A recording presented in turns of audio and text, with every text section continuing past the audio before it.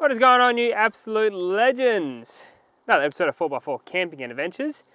Today's episode, the Q&A. I have put out feelers on YouTube, Instagram, all that kind of stuff to get some questions from you guys about the channel, what you want to know, what you want to know about me. And there's some pretty interesting questions in the mix. So, without further ado, let's crack a beer, because that's what we need for a Q&A, is a beautiful beer. And of course we're going to go a bush chook. It's probably all shooken up on the drive. Ah, beautiful. Alright guys, let's get into it. Alright, so first off, I just wanted to say in this video, if you haven't heard about it already, there is a massive bushfire in WA. It's taken like 80 homes. So huge loss of land, homes, people's lives obviously getting destroyed by it. So it's an absolute devastation. So all the actual profits from this video is actually going to go to, there's a GoFundMe that the Lord Mayor, Basil Zemplis, has set up. All the donations from this video is going to go to, all the profits from this video is going to go to that. And do a little bit to help these guys out. So I think if you can, technically the way YouTube works, the more clicks and that kind of stuff this gets, and the more views it gets, and the more places it gets shared around and that kind of stuff, the more I can donate essentially from this video. So yeah, if you can, share it around, you know, give it a like, and chuck a comment down there, because that'll help the YouTube algorithm to push it up in the recommended and that kind of stuff. So yeah, if you can, share it around to a friend or family, and yeah, at the end of the month, I should see some analytics and that kind of stuff come through for this video, and I'll donate that whole amount to that GoFundMe. So I think it's a awesome cause, and absolutely feel for those people involved. Huge loss of land and homes. So hopefully they can get back on track pretty quickly, and yeah, get things sorted. But moving on, so questions. Let me jump on to the first one. That said, I'm going to give everyone a shout out in this video who has asked a question.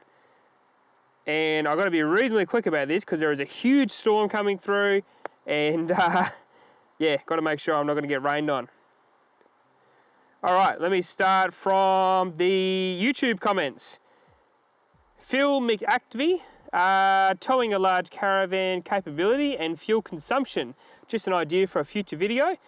I haven't really got access to a large caravan unless I could borrow one off like Jayco or something like that. Happy to do the video. Don't really have access to the large caravan though.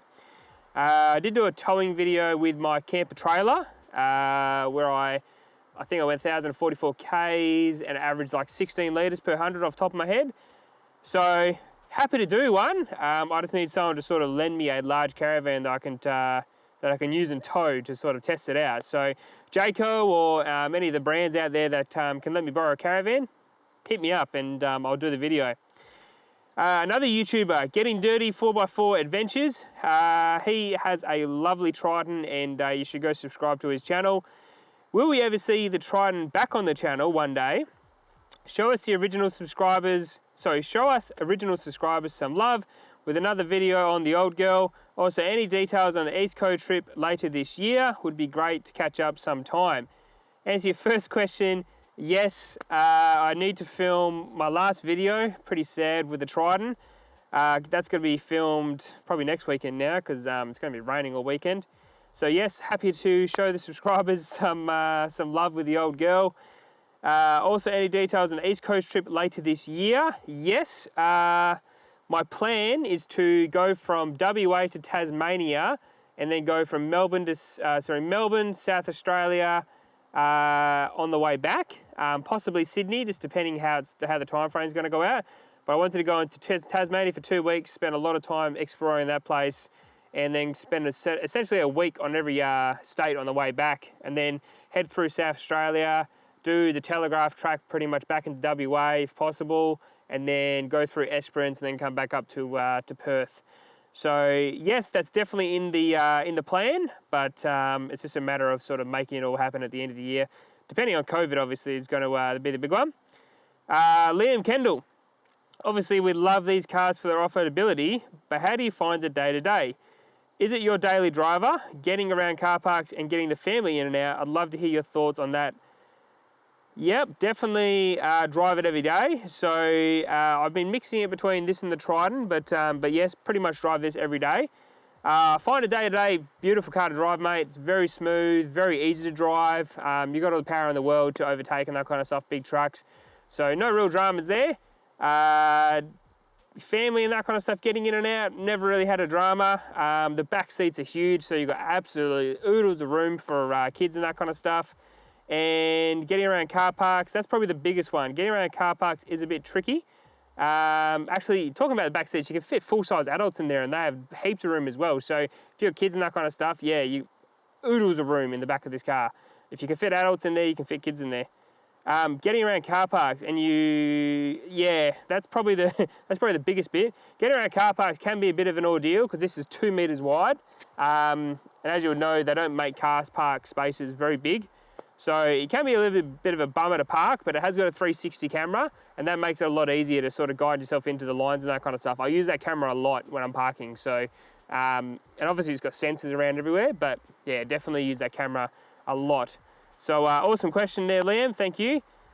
What else we got? Darren C. Are you going to replace the standard tyres soon? And if so, what with? Will you be trying a tyre you have not used before? Also, what is a rough cost of servicing the big girl? Might be too early for you to answer that one. Yes, we'll be replacing the standard tyres. So where am I at? So next week video, or the last video on the Triton, will sort of explain that a bit more. But to give you a bit of an inside scoop, yes, replacing these tyres with another set of all-terrain sort of tyres. I'm not going to give away the hint yet, but definitely replacing the tyres. And rough cost of the servicing, I believe Nissan quotes the first service at $310. I'm not going to go to Nissan. I'm going to go to my mechanic that I very well trust in Bunbury. And I'm not sure what he's going to charge me yet, but I'd say it'd be around that $300 to $350 mark. So it's mainly for the first service. I believe it's just oils and fluids they change out on these. So I've just hit 8,000 Ks, so that'll be coming up in about 2,000 Ks. So I'll do a video about it when I do the first service. All right, let's continue on with the YouTube questions. Would be interested to know if you're going to build patrol for long distance touring. If yes, any plans on a GVM upgrade or increasing the payload or even towing a caravan? What's the best in your opinion? This would be interested to know. All right, that was from Naga's GU Patrol. Sorry, I just chopped off the top of your name there. So yeah, Naga's GU Patrol sent that one. Yes, this is built for long distance touring, so that answers the first question. GVM upgrade, that's going to depending on my weights. If I get to that point where I need a GVM upgrade, yes, I will get it. I won't be towing a caravan, but if the GVM upgrade would purely be for adding a rear bar, long range fuel tank and that kind of stuff. So then obviously the benefit of having the ability to tow a big caravan if I need to, that's courses and courses, but I'm not going to get a caravan anytime soon. I'm not a millionaire. Definitely spent enough money on this car, and I've got a camper trailer already, so I don't really need to have another sort of off-road camper trailer or whatever. So for the time being, I'll use my camper trailer and possibly caravan in maybe 10 years when I become an old codge. So I'm only 32. I'm still a young pup, sort of. Next question is from True Tierra. Anything that you miss the old Triton did/have? Yes. The ability to literally put my swag in it and go camping was awesome, because that car was just decked out to go camping whenever I wanted to.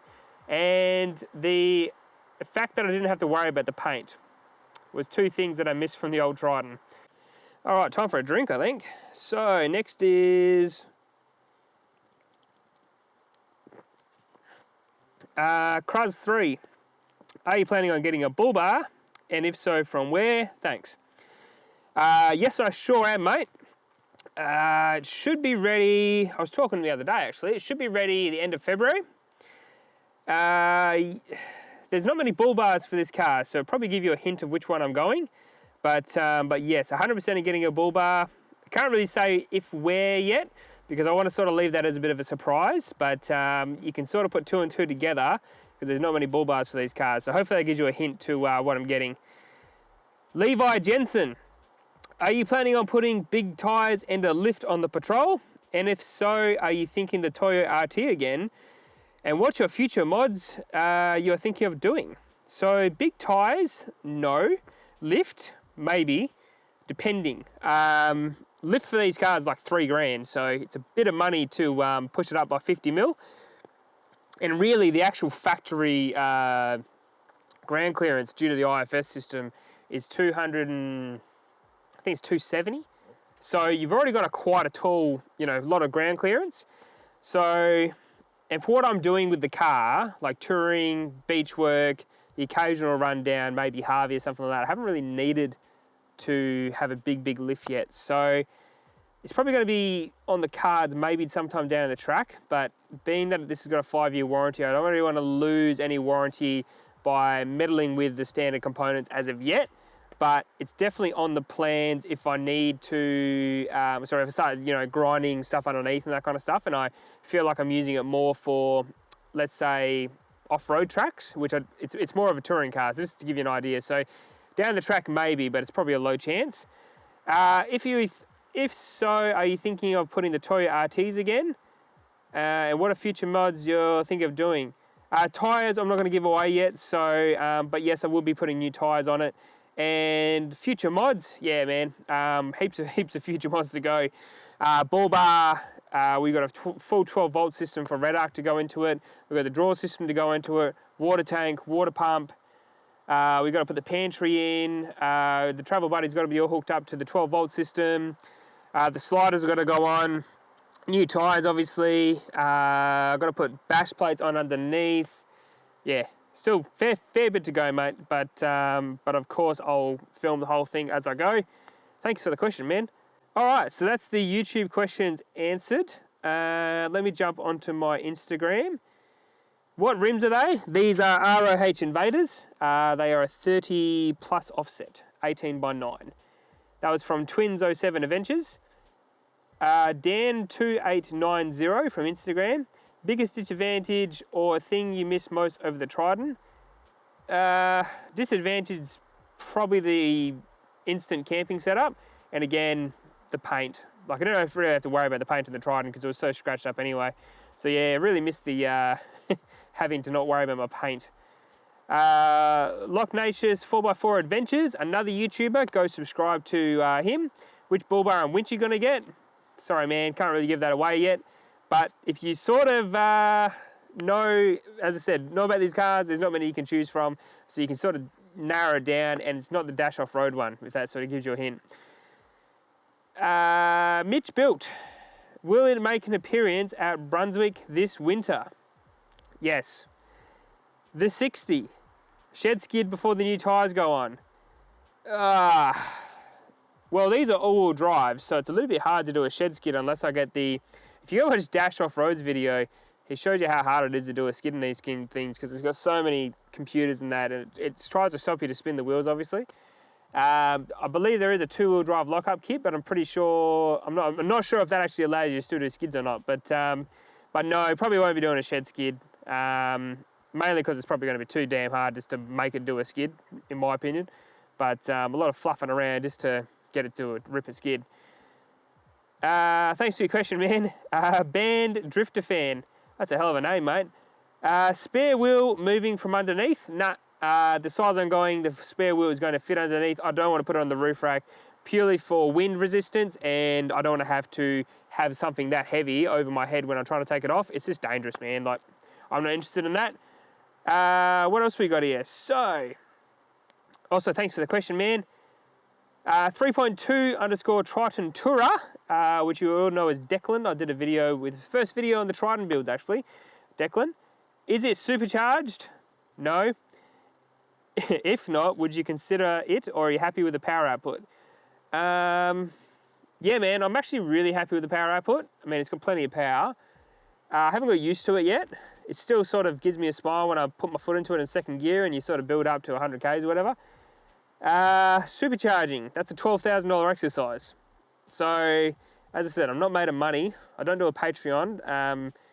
Anything I make out of YouTube literally goes either back in the car with servicing or generally gets me camera equipment or just new camping equipment. So, it's a lot of money. If Harriet wants to throw one my way and install it, happy days.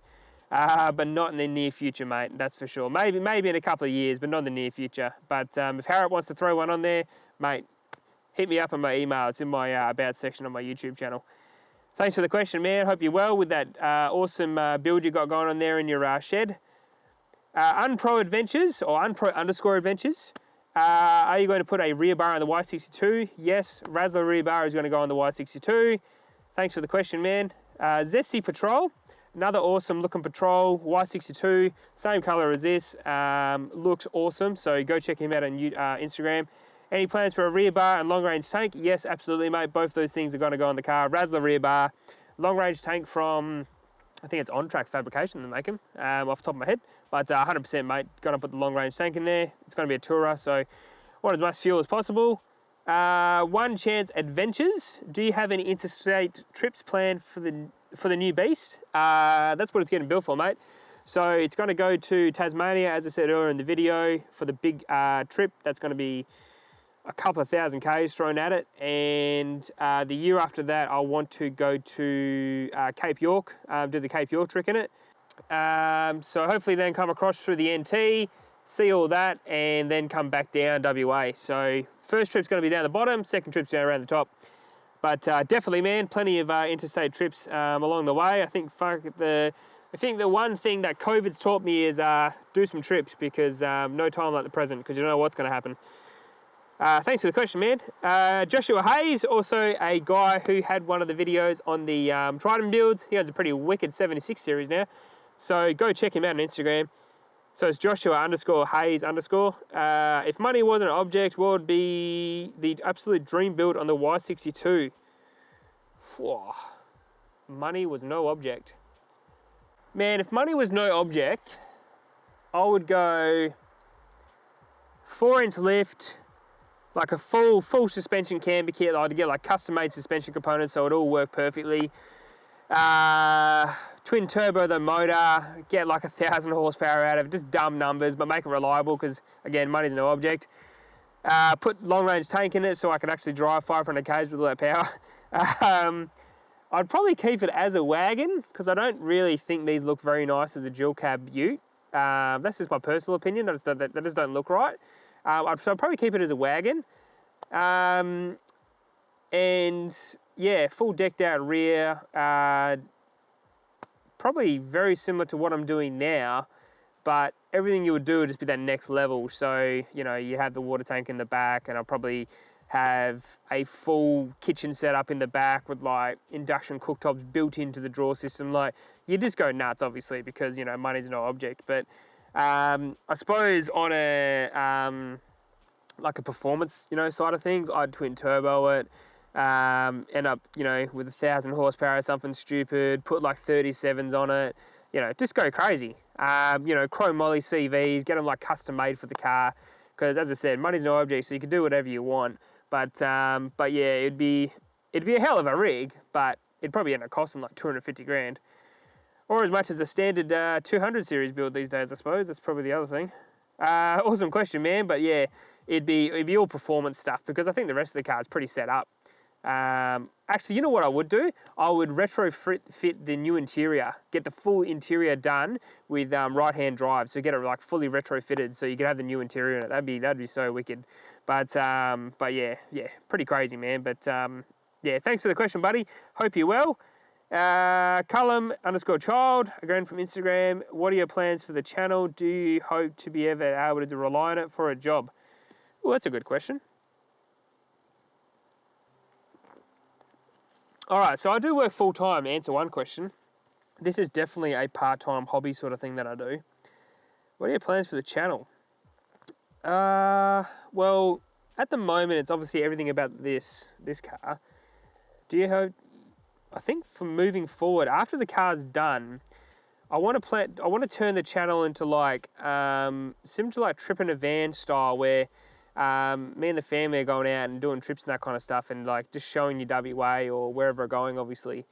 Work out a way to do that without ruining the trip, because I feel like, especially these days, if you do YouTube or any kind of like video vlogging, what you can sort of find, and I've talked to a few people about this, what you can sort of find is it can ruin the trip a bit. So if you're out and about and the one thing you focus on is filming and getting that content, it can really ruin the trip, because all you're really actually thinking about is the video or the end product. So my thoughts when I normally go on a trip is, well, if I'm going out with a family or whatever, I normally try to keep those moments sacred and enjoy those moments. So I normally try not to film too many of my trips, but at the same time, you go see some awesome places and you kind of wish that you did film it, but you know, it's like a catch-22. If you're spending all the time behind the camera, you're not spending time with the family, actually enjoying these camping trips is the whole reason why you go in the first place, is to get away from everybody. So I'm going to try to work that, maybe like a daily vlog thing like Alex did when I go do these trips, and just sort of rely on mostly drone shots, talk about the location we're at, and then sort of just work it that way. So I'm not spending so much time behind camera doing shots and that kind of stuff, you know, driving shots and that kind of thing. I think most people want to know about the destination, then shots of the destination. Correct me if I'm wrong, but if I go on YouTube and I watch a video, like I'm going to go to Monkey Morin next month, right? I've looked at videos on there, and if the video's got like 30 driving shots of someone driving down the beach, that sort of starts boring me, because I want to know what the location's about, where you go, you know, what to see. I mean, I've been there before, but like if I'm watching YouTube videos, I want to see sort of like beach lines, where you can camp, where you can't camp, what are the facilities, like that kind of stuff. So that's what I want to see on YouTube. So if I sort of talk about that as like a family orientated vlogging series, I think that'll work really well. And yeah, that's sort of my take on where it's going to go in the future. Obviously there's going to be plenty of content on the Y62, and it's still going to be a massive part of the channel, but I don't want to sort of rely on being behind the camera 24/7 while I'm out there filming, because you just really ruin the moment. And yeah, you can really get stuck in building content for the sake of building content, and then miss out on some really awesome memories. So definitely plans for the channel, mate. It's definitely going to be sort of linked into that. And man, I wish I could rely on it for a job, but AdSense doesn't make enough money. I don't really do a Patreon. I do have a Patreon, which is like 4 years old, but I've never promoted it. And yeah, look, I got a couple of partnerships deals, but I don't really make any money out of this. It's not a full-time job. So, you know, Hikit give me a little bit of money back for selling the throttle controllers. I think that's like a couple of $100 every sort of 3 months. So it's nothing to sort of, you know, you can't live off it. But it's sort of just sort of extra money in the kitty that you can sort of put stuff on your car. It helps pay for this, helps pay for some new mods and that kind of stuff. Because as I said, I fund everything on it. So it's definitely the dream, mate. If I could rely on YouTube to pay for my trips, that'd be awesome. But I got a mortgage, man. I got to pay my house like everybody else. So be definitely a dream to rely on it as a job, mate. That'd be cool. Awesome question, dude. Crazy_Dado. When's the blower going on? Another question about supercharging. Harrop, hit me up, man. If you want to supply it, install it, I'm all for it. But yeah, when I become a millionaire, mate, I'll put one on. Awesome question, dude. Outdoors_adventures. Also most unnecessary thing to take away, but you love having it. Oh, I've read that wrong. So the first question he asked was, how far down the neck does a beard stop being a beard if the whole body is hairy? Oh, how far down does the neck... Oh man, that's a tongue twister. How far down the neck does a beard stop being a beard if the whole body is hairy? I suppose one should become a Sasquatch or a Yeti. I don't know how to answer that, mate. I can't grow a beard, so I don't know how to answer that. When people start calling you a Sasquatch, I suppose. Sassy the Sasquatch. His next question, also most unnecessary thing to take away, but you love having it. Unnecessary thing, I mean, a fridge is super unnecessary, because you can just take an esky. and some ice, but it's so damn good to have it because you don't have to rely on like, you know, ice to cool everything down. Most unnecessary thing, probably the amount of like cooking stuff I take, like to make meals, because you can literally go camping with some buns and hot dogs, you know what I mean? So the most unnecessary thing for me is probably the amount of food I take, because when I go camping, I always spend like $50 on food to make like a really lovely meal when I'm out. So, and that's, you know, like adding, you know, and you obviously use that stuff when you get back home, but, you know, that's like your garlics, and you buy a fresh, you know, fresh this, fresh that. So I normally like to make a really nice meal when I go camping. So that's probably super unnecessary, because I could just buy like 8 buns and some sausages and live for like 3 days. But yeah, I love having really nice food when I'm out camping, man. I love it. Tommy, I already answered that question. What else we got here? Shuey's Adventures, another awesome YouTube channel. Go check him out. He has a wicked Prado that's fully decked out. We did a trip down to Brunswick not that long ago.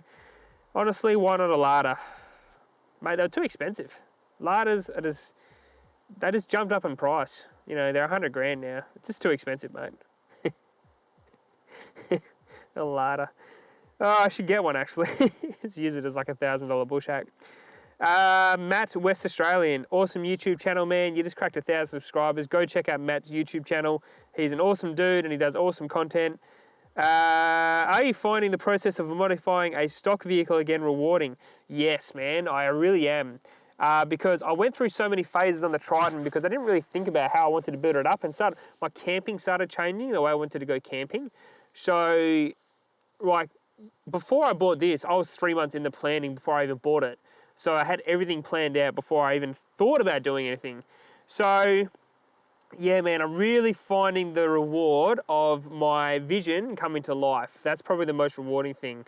Because a lot of stuff that's done to this car, it has been in a couple of workshops. I mean, I've done the airbags and that kind of stuff myself, and, you know, bits and bobs, put the rear cargo barrier and that kind of stuff in. But yeah, nah, definitely finding it rewarding, seeing the finished product come to life, or my vision of what I wanted the car to be come to life. That's definitely rewarding, man. And I want to do a one take on building it. Sort of like what Harry said, this is my 10-year car. Like I said in the first video when I reviewed the car, I want to have this for 10 years and I want to do it once and I want to do it right. So it's cost me enough money in the first place to buy the car and put all the mods on it. I don't want to be redoing, you know, everything I've done already. So awesome question, dude. And as I said, jump out and watch Matt's channel. He's got awesome content on there and drives a patrol. What a legend. Inhale_a carrot. What a name.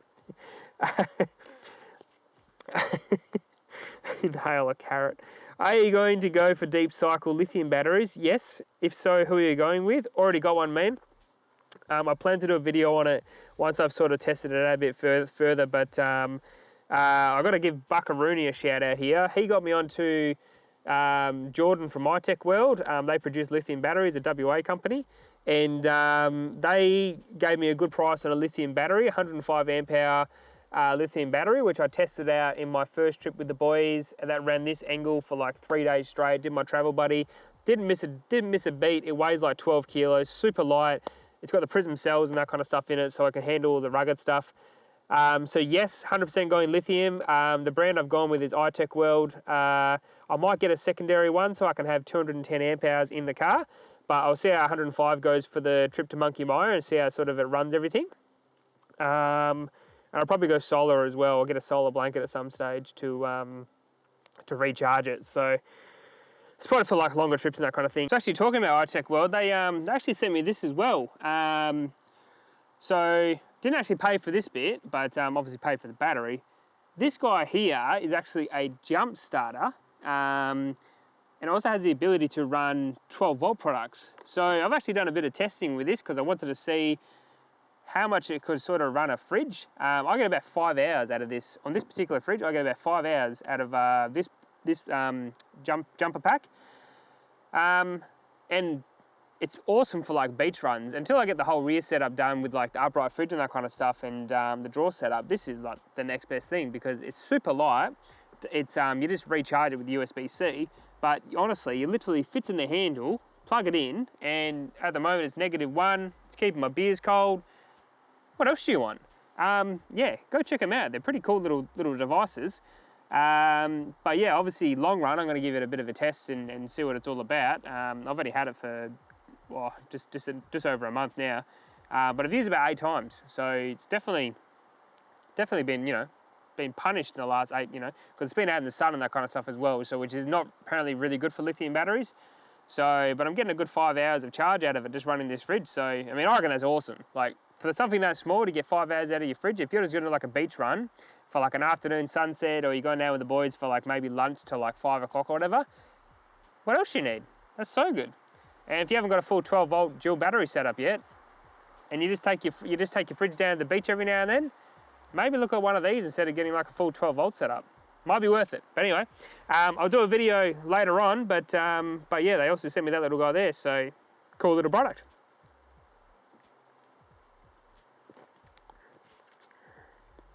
So thank you, Inhale a Carrot. Great name by the way again, mate. Next question is from ATK093. Why did you go with the model you did over the other, TI or TIL? Okay, it's an easy question. For one, I don't feel like you're getting the extra value of the TIL. You really only get some better speakers, a sunroof, which would be now irrelevant because I've got a roof rack on. What else do you get in it? You get, I think heated seats or cooled seats or something like that. So I'm not really gaining anything for the extra. I think they sell for around 90 grand. If you can get one for a good price. They've actually just jumped up in price, so they're probably about 95 grand. So for the 20 grand, for some extra speakers, sorry, some extra better speakers, cooled heated seats, sunroof, different body kit, which is going to get replaced with bull bars anyway. Didn't really see the need, mate. Same interior, same engine, same drivetrain, same car, same paint. So yeah, didn't really see the need to spend that extra sort of 10 or 20 grand or whatever the price difference is to get the TIL. Mainly just, yeah, it's probably the only thing I could probably see out of that car that I kind of wish I had in this car in summer is the cooled seats. That's about it. So to answer your question, mate, purely I didn't see the value in getting the car up because there wasn't enough in that car to justify the extra spend, buddy. But awesome question anyway. Doug Taylor, would you supercharge it? Sort of answered that question. Doug Taylor again. Front locker, question mark. Maybe. I suppose this comes down to smiles per miles or where to spend your money, or, you know, what's the best thing to spend your money on. Now, I think a front locker is definitely worth it, but I've got to find a location where this needs it, because my testing out in Harvey with Wayne and Graham with his 200 series, awesome YouTube channel, by the way, so go check him out. If you are in those situations that we were in, I never needed the front locker or the rear locker for that example. So I'm not sure where I'm going to need the front locker, probably Brunswick in winter. But yeah, until I find that point where I need it, I can't justify the spend on it. But I'd probably get a front locker before I get a suspension lift, just to answer your question. Awesome question, by the way, man. 85JMS. Have you ever done a tyre comparisons on YouTube, looking into some for the MR Trident? I've had 3 different tyres in my, well, 4 if you count these, in my history of forward driving. Had the Maxxis 980s. They were a great tyre till I wore them down because they came super noisy. They were useless in mud though. I had the Toyo Mud Terrains. They were an awesome tyre. I'd go back to them in a heartbeat. They weren't overly noisy on the road. They still had really good wet driving compliance and that kind of stuff. So they were still an awesome car to, tyre to drive around in. And then after that, I had the RTs, and they were the best of both worlds. So the RTs were definitely my favourite tyre out of the 3. Mainly because the on-road compliance was awesome, because I drive so much as my day job. The on-road compliance was so good, and they were just so quiet, and you can take them out to Brunswick and still get so much traction out of them. And I've had these Bridgestone Jeweler ATs, 639 number 2. They've been okay. I've taken them a fair few places now. They're great on the beach because they are an all-terrain, but don't know how they're going to go on mud. That's my one concern with these. I don't think they're going to go that well on the mud because the tread blocks on them are pretty much tiny. They'll probably be like the Maxxis. They'll just get clogged up too quick, I think. But yeah, we'll see how we go with those anyway. What else we got here? Anything else coming up in the list? I think I've gone through everybody. I feel like if I haven't answered every single question, I'll be ridiculed on YouTube. Nope, that's pretty much it. I've answered those, I've answered those, I've answered those.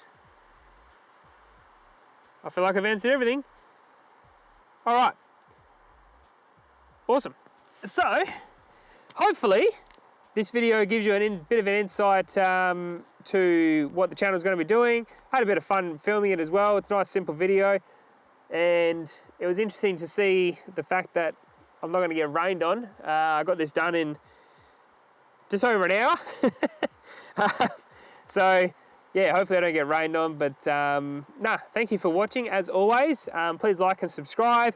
Chuck a comment down the bottom, and if you've got a question that you just want me to answer, I'll answer every single comment in the comment section. I always do. But if you've got a question down there, hit me up with a comment.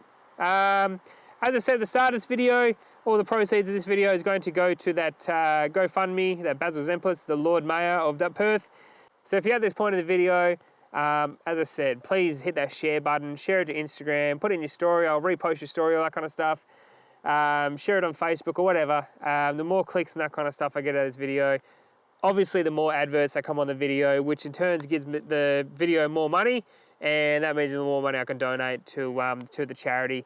So yeah, I'm happy to give all the donations to the charity. But as I said, a little bit more sharing, that kind of stuff will build that amount up, or depending how many views I suppose the video gets. We'll build the channel up, and build the video up, and yeah, give a little bit more money to those people affected by those bushfires. So I might leave it there. Thank you for watching, as always, and if you like this content, please like and subscribe. And if I don't see you out in the traction trails, I shall see you in the next video. If I don't see you in the next video, I shall see you later. Enjoy your beer, have a good Sunday, and yeah, have a good one.